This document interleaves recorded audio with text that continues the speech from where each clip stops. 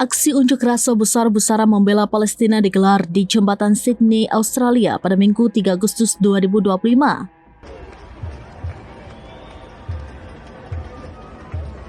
Meski diguyur hujan lebat, hal itu tidak menyurutkan puluhan ribu warga untuk bergabung dalam aksi.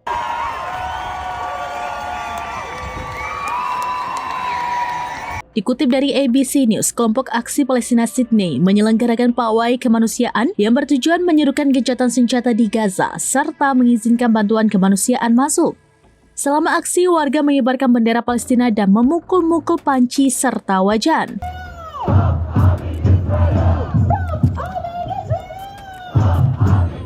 Bukan tanpa alasan, peralatan dapur ini merupakan simbol yang menyoroti kondisi kelaparan di Gaza.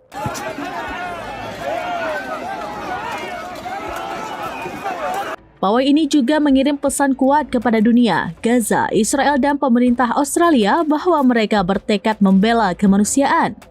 Mereka menyoroti genosida yang dilakukan Israel terhadap 2 juta warga Palestina. Senator Partai Hijau untuk New South Wales Mehreen Faruqi juga turut bergabung dalam aksi. Ia menyampaikan pidato di hadapan khalayak dan menyuruhkan sanksi paling keras terhadap Israel.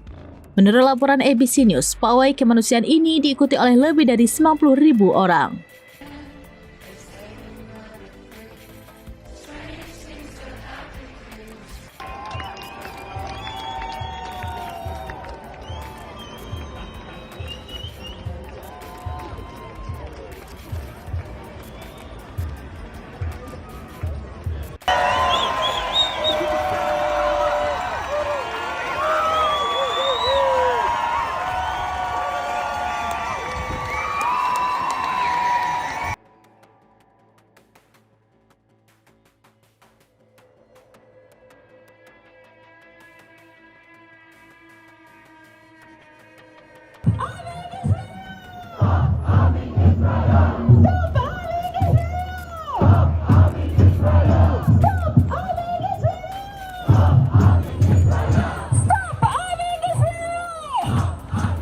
Download Tribun X sekarang, menghadirkan lokal menjadi Indonesia.